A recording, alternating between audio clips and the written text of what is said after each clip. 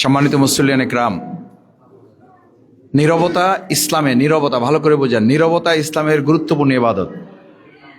বলেন কি? নীরবতা। কথা বলা সহজ, নীরব থাকা অনেক কঠিন। কথা বলা সহজ, নীরব থাকা সহজ না, কঠিন। কারণ শয়তান সবসময় কথা বলতে বাধ্য করে, কারণ কথা বললেই কি হবে? ভুল হবে। এই জন্য রাসূল সাল্লাল্লাহু আলাইহি ওয়াসাল্লাম বলেছেন, আমার ঈমানদাররা যদি নীরব থাকে, আল্লাহর সন্তুষ্টির উদ্দেশ্যে চুপ থাকে, তাহলে ওটা ইবাদতে সব আমল নামায় ফেরেশতারা সওয়াব লিখতে থাকে। সুবহানাল্লাহ। একদম কোনো কথা ছাড়া নীরব থাকতে পারতেছি আমরা, দেখি ইনশাআল্লাহ। এমনকি মসজিদে খুতবার সময়, এটা তো খুতবার অংশ, আমরা খুতবা মনে করি শুধু আজানের পর যেটা। খুতবার সময় রাসূল সাল্লাল্লাহু আলাইহি ওয়াসাল্লাম বলেছেন, মসজিদে ঢোকার পর কেউ কথা বলতেছে, পাশ থেকে কেউ এটাও বলা জায়েজ নাই যে ভাই আপনি চুপ করেন, এটাও কেউ বলতে পারবে না। সুবহানাল্লাহ বলেন। কত বড় মর্যাদা। আর সেখানে আমরা যদি কথা বলি, এটা আদবের খেলাফ। আমরা সওয়াব করতে এসে গুনাহ করতে চাই? চাই কেউ? ভাইয়েরা, সতর্ক থাকতে হবে। ইসলামে আমল সওয়াব গুরুত্বপূর্ণ, কিন্তু তার চেয়েও গুনাহ থেকে বিরত থাকাটা তার চেয়েও। বোঝা যায় না ভাইয়েরা?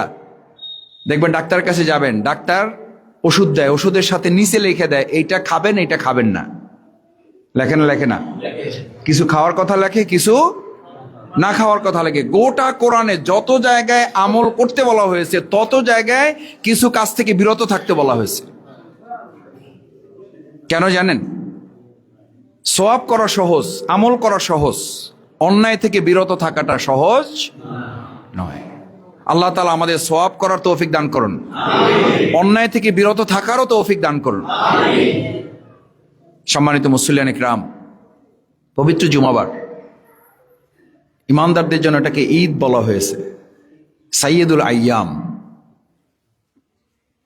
মসজিদের একজন ইমাম আছে না? এই সব মানুষের মধ্যে একজন ইমাম। ইমাম মানে কি? নেতা। আমরা যারা আনুগত্য, যার নির্দেশনা অনুযায়ী সালাত আদায় করব, এই সব মানুষের মধ্যে একজন নেতা আছে। সব দিনের মধ্যে একটা, সপ্তাহের একটা নেতা আছে, দিনের নেতা। সব দিন গুরুত্বপূর্ণ আল্লাহর কাছে, কিন্তু এই 7 দিনের মধ্যে আল্লাহ রাসূল সাল্লাল্লাহু আলাইহি ওয়াসাল্লাম বলেছেন, জুমা হচ্ছে, জুমার দিনটা হচ্ছে সাইয়্যিদুল আইয়াম। কি? এই 7 দিনের এটা কি? নেতা। দ্বিতীয় হচ্ছে, এটা ইমানদারদের জন্য ঈদ, আনন্দের দিন, উৎসবের দিন। কিসের উৎসব? খাওয়ার উৎসব। কিসের? বলেন কিসের? খুতবায় এই জিনিসগুলো আমাদের তুলে ধরতে হবে। তাহলে শুধুমাত্র নামাজ 2 রাকাত পড়ার জন্য না, 11টায়, 11:30টায়, 10টায় লোক এসে চলে আসবে, কারণ এটা আনন্দের দিন, সওয়াব কামাইয়ের উৎসব। এটা কিসের উৎসব? সওয়াবের উৎসব। সকাল থেকে সন্ধ্যা, সন্ধ্যা থেকে সকাল পর্যন্ত এই জুমাবারে বলা হয়েছে, কেউ যদি একটা এমন আমল করে, সেই আমলের উসিলায় আল্লাহ তাআলা এই সপ্তাহ থেকে আরেক সপ্তাহের সমস্ত ফিতনা, সমস্ত বিপদ, সমস্ত মুসিবত, শুধু না দাজ্জালের মতো ফিতনাও যদি এই সপ্তাহের মধ্যে এসে যায় আল্লাহর ফয়সালায়, তাহলে ওই ফিতনা থেকেও আল্লাহ আপনাকে মুক্তি দেবেন। সুবহানাল্লাহ। আমলটা বলবো? আর একদিন বলি। আমলটা হচ্ছে সূরা কাহাফ। কোন সূরা? সূরা কাহাফ। সূরা কাহাফ যদি পুরোটা পড়তে পারেন আলহামদুলিল্লাহ। পড়তে না পারলে, অনেকে বলবেন পড়তে পারি না, মোবাইল আছে না? মোবাইলে গিয়া মেয়েকে বলবেন, ছেলেকে বলবেন, ভাতিজাদেরকে বলবেন, যে জানে তাকে বলবেন, বাবা একটু সাইডে দাও, মোবাইলটা কানের কাছে নিয়ে শুনবেন। সর্বোচ্চ 30 থেকে 35 মিনিট লাগবে। ভাইয়েরা, বহু কিছুই তো সময় আমরা দুনিয়ার জন্য দিচ্ছি। এই দুনিয়ার এসব কিছু তো আপনার সাথে যাবেন। অমাল হায়াতুদ দুনিয়া ইল্লা মাতাউল গুরুর। এই দুনিয়াটা একটা প্রতারণা ছাড়া আর কিচ্ছু না। আচ্ছা, জেনে বুঝে কেউ প্রতারকের সাথে সম্পর্ক করে?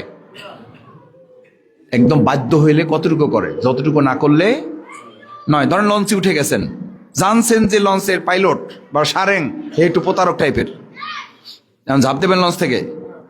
অতটুকু সম্পর্ক রাখেন, যতটুকু সম্পর্ক হইলে তারে নিয়ে আপনার গন্তব্যে পৌঁছে যায়। ইমাম শাফি রাহিমাহুল্লাহ একটা কথা শোনেন, দুনিয়ার সাথে মুমিনদের, ইসলামের, আল্লাহর বান্দাদের, রাসূল সাল্লাল্লাহু আলাইহি ওয়াসাল্লাম উম্মতের দুনিয়ার সাথে সম্পর্কটা কেমন? সম্পর্কটা হচ্ছে একটা নদীর সাথে, একটা সমুদ্রের সাথে, সমুদ্রের পানির সাথে, একটা নৌকার যেমন সম্পর্ক, একটা লঞ্চের যেমন সম্পর্ক, একটা ট্রলারের যেমন সম্পর্ক। কেমন সম্পর্ক বলেন? নদীর পানির সাথে, সমুদ্রের পানির সাথে, ট্রলারের, লঞ্চের, স্টিমারের সম্পর্কটা কেমন? মানে লঞ্চটা পানি ছাড়া চলতে পারে না, এটা যেমন ঠিক। আবার লঞ্চটা চলতে পারে না এটা মনে করে যদি পুরো লঞ্চ পানির মধ্যে ডুবে যায় তাহলে তো ঠিক, তাহলে ঠিক। অথবা লঞ্চ যদি মনে করে পরে আবার পানি ঠিক মতো পাই না পাই, যা আছে লই লই, তাহলে লঞ্চ ভাসবে না ডুববে? তা লঞ্চ কি ভাসার জন্য ডুবার জন্য? ভাসার জন্য। ওইটুকু সম্পর্ক পানির সাথে রাখবে যতটুকু সম্পর্ক হইলে পানিটারে ব্যবহার কইরা তার যেখানে যাওয়ার কথা সেখানে যেন সে যাইতে। আরে ভাই, আপনাকে তো দুনিয়ায় থাকার জন্য পাঠানো হয় নাই, আপনারে জান্নাত থেকে পাঠানো হয়েছে। আবার কই যাইতে হবে? আরে জোরে বলেন না, কই যাব আমরা? এই জান্নাতের কথা বললে কি আমরা জান্নাত বিক্রি করতেছি? জান্নাতের আলোচনা হইতে হবে না? হবে না? হবে। আমাদের তো টার্গেট ছিল কোথায়? আমরা ছিলাম কোথায়? আবার কোথায় যাব আমরা? মাঝখানে এই দুনিয়াটার হলো একটা নদীর মতো। কিসের মতো? আমরা কি এখানে থাকার জন্য কেউ আসছি? চাইলেও থাকতে পারবেন? পারবেন না। তাহলে নদীটায় ওই স্টিমার যাত্রা শুরু করার পর নদীর মাঝখানে যদি ঘন্টা দুয়েক দাঁড়ায় থাকে, যাত্রীরা মনে করবে যাক ভাড়া তো 2000 দিছি, 4-5 দিন থাকে যে এখানে। লঞ্চের সাথে খুব ভালো সম্পর্ক হবে যে এরকম লঞ্চই আমার দরকার ছিল। 6 ঘন্টার বরিশাল যাওয়ার কথা, বা 6 ঘন্টা পটুয়াখালী কালাইয়া যাওয়ার কথা, বা বগায় যাওয়ার কথা, আলহামদুলিল্লাহ 4 দিন লঞ্চের মাঝখানে থাকতেছি। চরে একটু ধাক্কা লাগলে আমনে ধাক্কাটা লঞ্চে লাগে না, লাগে কই? এখানে লাগে। কয় ভাই কিছু হয়েছে নাকি? কয় সরছে লঞ্চ, সরছে ভাই, সরছে, দেখেন টানটন দেন, আমরা নামবো কিনা কন। যাত্রীরা ফালে নামে যায়, নামে না? নামে না। কয় মিনিটে? 10 মিনিট 15 মিনিট আটকায় গেছে, তাতে অস্থির হয়ে গেছেন। লঞ্চের উদাহরণটা আপনার জীবনের সাথে অনেক গুরুত্বপূর্ণ। এই দুনিয়াটা তো আপনার থাকার জায়গা না, আপনি কেন এটা নিয়ে পেরেশান? আপনার থাকার জায়গা যেই জান্নাত, আপনি ওখানে যাওয়ার জন্য পেরেশান থাকবেন। আমরা পেরেশান এখন কি নিয়ে? যেই নদীতে চরে আটকাইলে পেরেশান হয়ে যাওয়ার কথা, সেই চরে আমরা আটকাইয়ে গেছি, সেইটাই আমরা মানে তৃপ্তি পেয়ে গেছি। কয় যে বিল্ডিং 2টা বানাইছে, আর একটা টার্গেট আছে, দোয়া করে। এইটার জন্য আবার দোয়া চায়। চরে আটকাইয়ে গেছে, কেউ যদি একজন আরেকজন আইসা কয় যে ভাই চরে আটকাইছি 2 ঘন্টা হয়েছে, আরো 3 ঘন্টা থাকতে চাই, দোয়া করেন।